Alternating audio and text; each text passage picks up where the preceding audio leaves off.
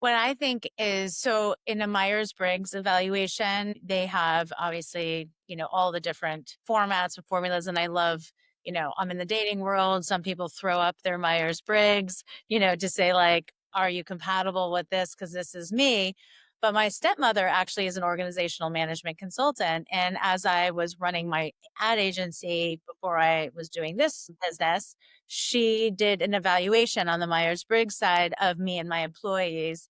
And she then talked to us about the challenges and difficulties of these different personality types and what the challenges that we might have. So preemptively, she was able to help us understand what these challenges were. I was an ENTJ, my COO was and whatever, I can't remember what she was. We were like completely like oil and water working together. It was like but based on what Myers-Briggs determines, like the most challenging two people who ever could work together were our two personality types. So instead of saying like, oh, okay, well, that is what it is, she outlined very specifically what those things were and some of the solutions for how we could potentially work together, knowing that we have these differences and to have some level of compassion for one another, knowing the mindset by which we were approaching. So, have you gone that deep with it to be able to map? Like, because I think that, all of our listeners here, if they have had a financial breakdown, in their relationship, and that was one of the reasons why they were getting divorced.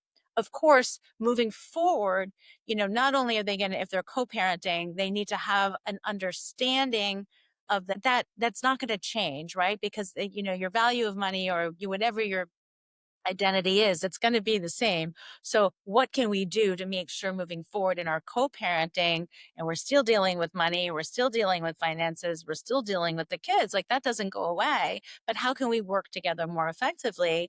And then the other part is finding a new relationship and like literally going through the process and having somebody come and do your assessment when you're like, okay, we've dated, we're happy together, but like, could this work or how is this going to work so we don't have that same financial breakdown? So I'll give you a really cool story of this couple who came in. They had two different natures, but I'll take it even a step further because it's hard for Myers-Briggs to scale up to say a national level. But looking at different countries, you can see that countries value different relationships with money and time and have a different kind of energy. So, you think about the Spanish, they love the siesta, right? They love the siesta. And then they're out late at night partying. So there's a cultural thing that can be taking place. And this gets to the current state of the art, which is personality and story. But our approach gets beneath that. So if we could see that a conflict in Northern Ireland is Catholic versus Protestant, that's people who think you can earn your way into heaven versus those who think they're saved. And that's a conflict. It seems irreconcilable. But the reality is, if you can accept that faith without works is dead, that both of you are bringing something to the table and you can talk about